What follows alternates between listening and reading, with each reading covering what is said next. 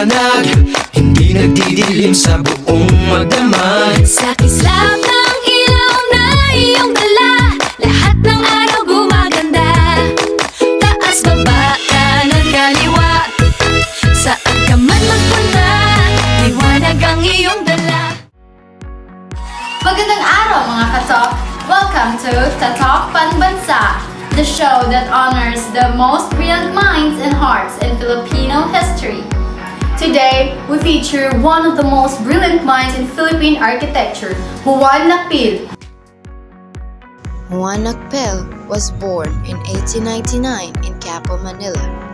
He was an architect, teacher, and patriot who believed that Filipino architecture should reflect its Filipino identity.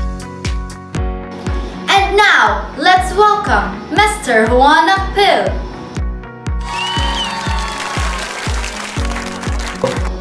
Magandang araw sa inyong lahat at pati rin sa inyo. At salamat naman sa pag-iimbita niyo sa akin dito.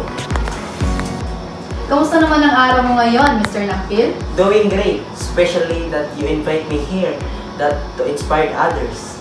Yan ay nakakamangha, Mr. Nakpil. So, magsimula na tayo? Sige, magsimula na tayo. So, we all know that you are the first national artist for architecture. Ito ang tanong ko para sa iyo, Mr. Nakpil. Ano ang mga naging inspirasyon mo upang maging isang ganap na arkitekto? Ang naging inspirasyon ko sa pagiging isang ganap na arkitekto ay ang pagmamahal sa sining, kasaysayan at bayan. Wow, Mr. Nakpil! You've made such a huge impact in our history. So, what is the one project you're most proud of?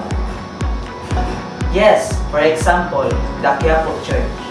I redesigned it to reflect our heritage, adding the dome and the second belfry while preserving the spirit in it. Ano naman ang mensahe mo para sa mga kabataang nais maging isang arkitekto kagaya mo? Magsikap kayo hindi lamang gumawa ng magandang gusali, kundi upang makalikha ng sining na may kabuluhan. Yung mga estrukturang makatutulong sa bayan. Thank you, Mr. Nakpil, for your legacy and inspiration.